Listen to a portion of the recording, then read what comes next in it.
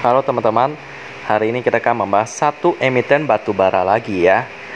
Tetapi sayangnya meskipun memiliki kinerja yang cukup bagus, tapi di koordinasinya pun nggak sampai 100%. Jadi ya ini kemungkinan, ini udah pasti nggak masuk watchlist sih, karena ini salah satu kriteria penting saya. Tetapi bagaimana dengan tiga kriteria yang lain ya? Apakah lolos atau tidak, atau memperparah pandangan saya tentang saham yang satu ini? Kita akan bahas sama-sama. Ini merupakan saham yang di-request oleh teman-teman ya. Ini merupakan perusahaan batubara yang juga menerima kabar baik dengan kenaikan harga batubara.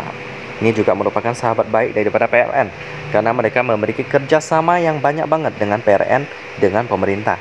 Kita akan membahas Wiguna Raksana Tbk dengan kode emiten DWGL.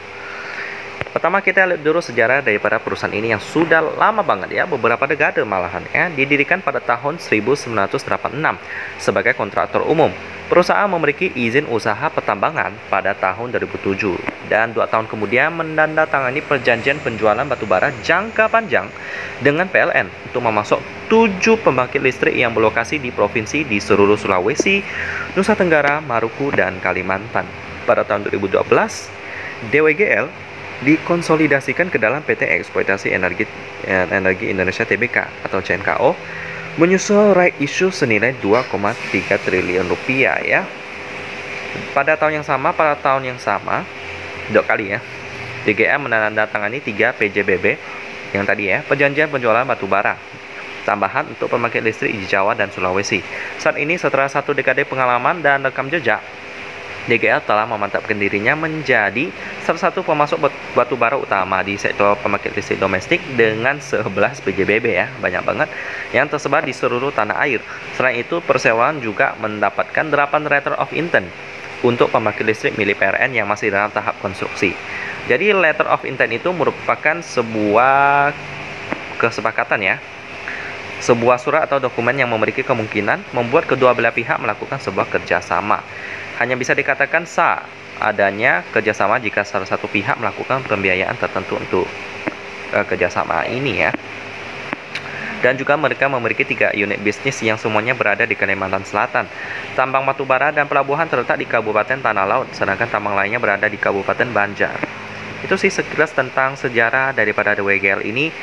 Produk mereka sih pastinya batubara ya, jadi ya nggak terlalu banyak, cuman batubara. Jadi bagaimana prospeknya? Kalau saya lihat sih bergerak di bidang batubara untuk sekarang sih memang aman, cuman ya harus melakukan diversifikasi. Mirip dengan Embab lah, harus sama PTBA juga yang sudah mulai masuk ke tenaga surya. Dan juga biodiesel sih untuk Embab juga.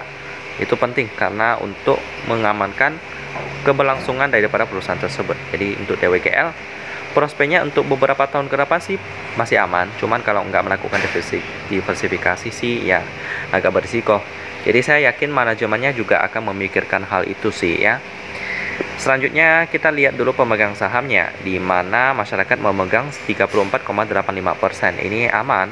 Lalu ada Hawthorne Capital Investment Pte Ltd itu sebesar 48,56%. Ya, kalau kita lihat di sini sih nggak ada berita-berita negatif sih. Jadi aman-aman aja. Selanjutnya kita lihat dulu key statistiknya untuk melihat fundamentalnya di sini, di mana kinerjanya udah mulai membaik banget ya. Tahun 2022 juga udah update kuartal pertamanya dengan earning per share annualnya 20. Ini merupakan pembulatan dari kuartal pertama ya, karena kuartal kedua sampai keempat belum ada. Jadi dari kuartal pertama datanya 5 rupiah, itu dikalikan 4 biar langsung bisa diprediksi secara kasar ya. Untuk annualnya 20 dengan fundamental operating profitnya 60,35 miliar, net profit 46,88 miliar. Itu berarti operating profitnya lebih besar. Nice, ini saya suka. Berarti penjualan batubaranya lancar ya. Memang lancar sih, kebutuhannya lagi kuat sekarang. PR-nya 9,76 kali, ini bagus. Dengan operating profit margin 6%, ini cukup tipis. Net profit margin 5%, ini juga cukup tipis. Cuman sayangnya koordinasinya cuma 98,46%. Ini nggak lolos ya. Kriteria penting nggak lolos itu berarti udah pasti fix nggak masuk list ya. Turnover-nya pun sepi, 17,21 juta rupiah doang, padahal posisi publiknya besar sekali. 34,85%.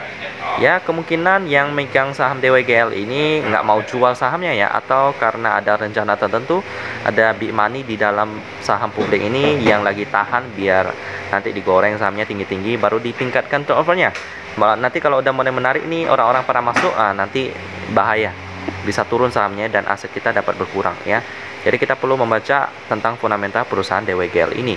Kalau untuk sekarang sih paling kurangnya di liquidity sih, ditingkatkan lagi. Saya tunggu ya kuartal kedua tahun 2022 bagaimana kinerjanya. Kalau kasnya bertambah, dan kemungkinan besar akan bertambah sih karena cuan batu bara, maka ini akan sangat menarik ya. Kalau untuk sekarang sih ya teman-teman yang liquid saham ini sih kalau menurut saya masih belum menarik.